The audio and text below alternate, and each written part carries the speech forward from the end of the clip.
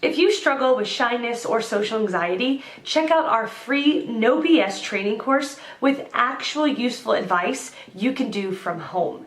None of that just get out there nonsense. The link is in the description below. For now, let's get to today's question. The question, what type of careers suit someone who doesn't want to work due to social anxiety? Answer by Anne Brown. Look at work as something that will provide you with your own money. That's all work is to many people.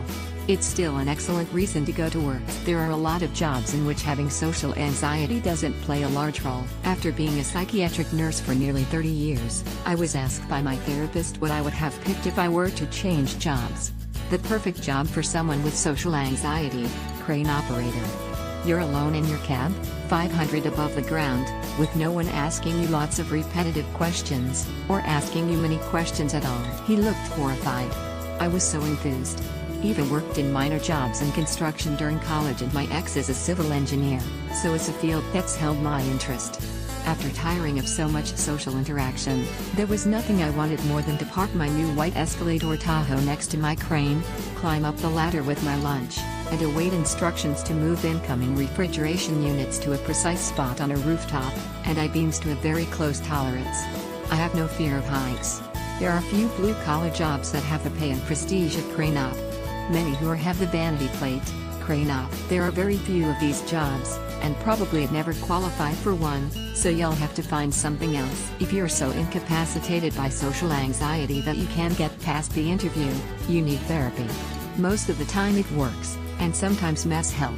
The phrasing "someone who doesn't want to work DT social anxiety" makes me wonder if more isn't going on than just social anxiety. To get a job, you have to be able to present yourself as having some value to an employer, and show off your best side. You don't have to be smooth, just sincere, and willing to work. Probably even the most confident appearing person will acknowledge some social anxiety. Until I was well past my college years, I had very severe social anxiety. I didn't interview well, and was almost unable to speak, much less sell myself. On the other hand, my parents had no money to spare, and I would be homeless if I didn't work. During that time, jobs were even scarcer than they are now. I couldn't get a job packing cookies in a baked goods factory. I couldn't get hired to be a service station attendant. I didn't get hired part-time to work the cash register at call doors on weekends and holidays. I had to get money. I went to a temporary employment agency. They always had work for me, usually boring, difficult, demeaning, but paid. If you are being supported by someone, you'll have little motivation to want to work unless you're being well paid, have an interesting job, and can also bypass the usual resume/interview process.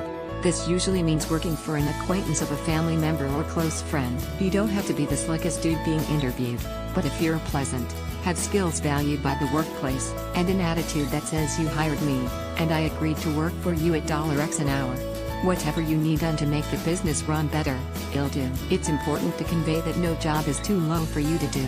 If stapling and Xeroxing is what you are doing, do a good job of it, and get it done promptly. Read what you're Xeroxing. Learn about the company. That's how people move up. Show interest. If you F up Xeroxing and stapling, and bring the boss documents with missing, upside down, or duplicate pages, the only thing it will prove is that you're incompetent at basic tasks, and don't even check your work. Many months ago I answered a question from a young woman who just had her first job. It wasn't clear what she was hired for. She was the youngest, most inexperienced staff. She seemed to think that her 4-year degree and the amount her parents spent on her education should allow her to pick and choose what tasks she did. She was whining about Xeroxing and stapling. Did she think they were going to let me make decisions about whether to engage in a trade agreement with China on her first day? Let me tell you, working at Yale, a 4-year degree means nothing. The most important staff had MD/PhD combinations, and often more than one PhD.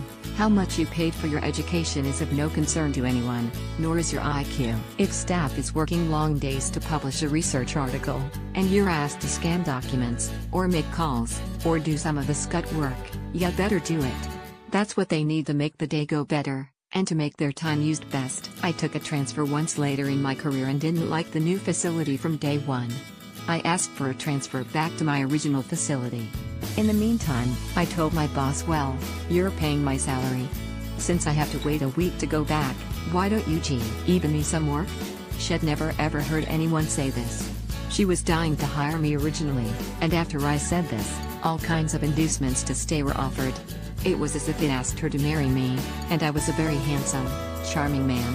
Which I'm not. Even the most complex jobs don't begin as a rocket surgeon, from St. Vincent with Bill Murray. You're introduced to the job little by little, and usually it's shaped to fit your strengths and weaknesses if you are productive and interested. Try some short-term therapy first. Don't expect a lot from first jobs. They just get you familiar with the workplace. You won't be doing brain surgery at first. Try to find a job in a field that interests you. If there aren't sufficient jobs in your field, take a job just to make money. You might even practice an interview with an older friend or relative who's gone through many, with some success. The open questions are the ones that throw you off most easily. Answer by Nathaniel Suchi. I would say jobs where you work with a small team of the same people every day. I find it a lot easier for me to be around the same people than to meet new people all the time. I'm unable to function in any job which involves working directly with customers. I'm currently preparing for university that'll start next year.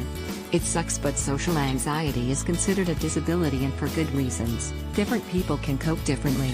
Good luck with finding a career which works for you. Answer by Chantal Petitpas. Janitor comes up. I was a tech that fixed ATMs. I didn't have much contact with people. I worked the night shift and weekends. We communicated by emails on our BlackBerry. Right now I work in a call center. I sit in my cubicle and never see the people I talk to, so I'm free to make all the faces I want at the stupid people. That's just me. And FYI, I'm on federal disability for my anxiety disorder. I only work 10 hours a week.